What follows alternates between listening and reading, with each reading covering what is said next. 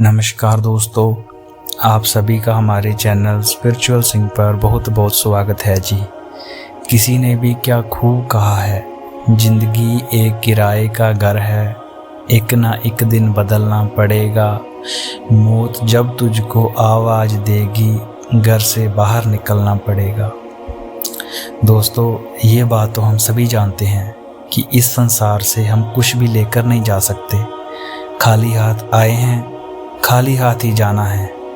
जब तक इस संसार में हैं तो मैं मेरा के चक्कर में ना पड़े। जिंदगी में धन लोभ लालच के पीछे न भागें। भागना है तो खुशियों के पीछे भागें, क्योंकि ज़िंदगी का मज़ा बहुत पैसा या बड़ी गाड़ी में नहीं है। ज़िंदगी का मज़ा है खुशियों में। इसलिए ज़्यादा से ज़्यादा खुशियाँ बांटें और खुश रहें। इस बात की गवाही यह कहानी भरती है। आइए शुरू करते हैं। एक राज्य में एक बार एक फ़कीर आया। वह सीधा राजे के महल में चला गया। फ़कीर की वेशभूषा देखकर राजे के सिपाहियों ने उसे अंदर जाने से नहीं रोका। वो फ़कीर सीधा राज दरबार में चला गया। फ़कीर को सामने खड़ा देखकर राजे ने पूछा, आप कौन हैं, क्या चाहते हैं? फ़कीर बोला, मैं आध्यात्मिक गुरु हूँ।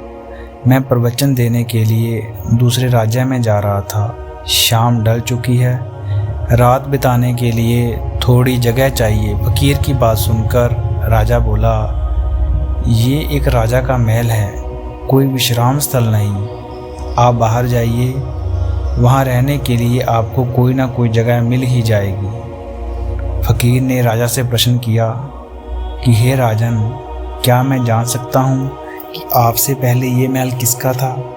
राजा बोला, मेरे पिता का था, क्योंकि मुझसे पहले वही राजा थे। फ़कीर ने फिर पूछा, अच्छा तो अब आपके पिता कहाँ हैं? राजा बोले, अब वो इस दुनिया में नहीं हैं।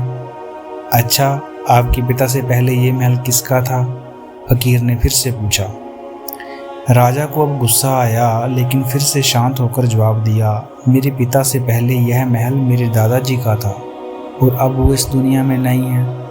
फ़कीर बोला, ये जगह जो ना कल तुम्हारी थी, ना ही तुम्हारे जाने के बाद किसी और की होगी।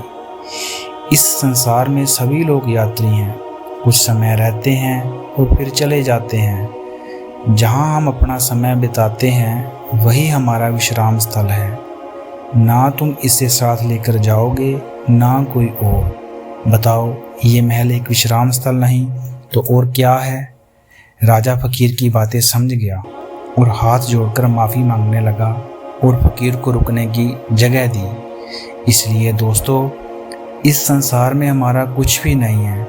खुश रहा करो, क्योंकि दूसरे के पास चाहे पैसा बहुत है, लेकिन इस दुनिया से वो जाएगा खाली हाथ ही, और उसके धन का भोग कोई और ही करेगा।